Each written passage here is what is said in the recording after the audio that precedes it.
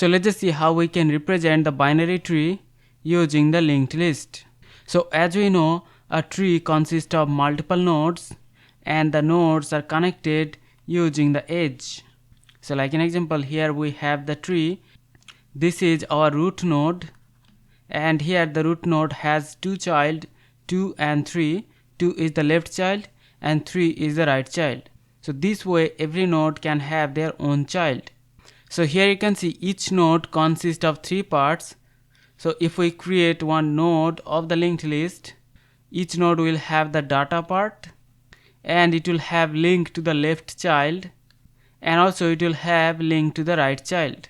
So that means we need to create node in linked list which will have the data, the left pointer and the right pointer. So let's just see how we can represent this using the linked list. So we need to create all of these nodes which will have the data, left pointer and the right pointer. So first of all we have the root node, so it will have the data 1, and the root node's left pointer will be pointing to another node. So we need to create another node. So this is the left child, so it will have the data as 2, and the root node will have one right child, it will have the data 3, and the root node's right pointer will be pointing to this right child. Similarly, we have to repeat the same process for the left child also, because the left child also has two child nodes 4 and 5. So the node 2 will have the left child with the data 4, and it will have a right child with the data 5, and the node 2 left pointer will be pointing to 4 and right pointer will be pointing to 5. So here you can see these leaf nodes do not have any left or right child. That means the left pointer will be pointing to null and the right pointer will be pointing to null. So this is the way we can represent one binary tree using the linked list. Now to define each of these single nodes, we are going to use the structure, and the structure will contain the data. So here is the data, and then it will contain the left pointer pointing to the left child, and then right pointer pointing to the right child. So this is to define each of these single nodes. Now we need to dynamically allocate memory for each of these nodes. So here is the function to allocate memory for the node. So this is the create node function. The function will take the data. So the data will be stored into our node. So the first step is to allocate the memory for the new node. So here we are using the malloc, and we are allocating memory for a single node. Now once the allocation is successful, then we can store the data that we have passed in a function.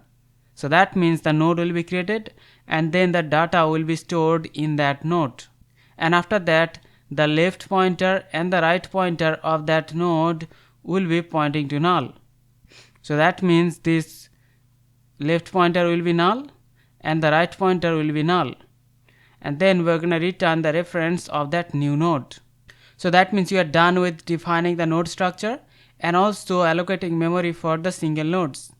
Now inside the main method, we're going to allocate memory for those nodes, and also we're going to set links between them.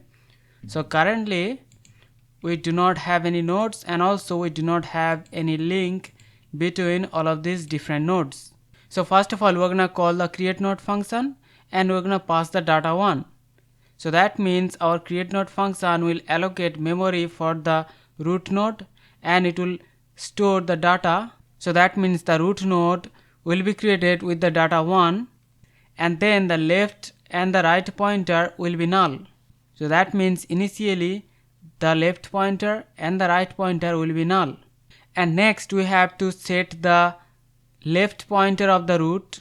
So we're going to create another node with the data 2. So that means we're going to create this node. Left pointer of the root node will be pointing to this newly created node. So that means the left pointer of the root node will be pointing to this node 2. Next we're going to create another node 3. So that means we're going to create this node, and this will be the right child of the root. So this right pointer will be pointing to this node 3. Next we're going to create another node 4. So that means we're going to create this node, and then we're going to set the link to the node 4. So that means the left pointer of this node 2 will be pointing to this node. Next we're gonna create this node 5. So that means this node 5 will be created, and this will be the right child of this node 2. So that means you're gonna set this link. So that means you are done with setting all the links between different nodes, and now you can see our binary tree is ready.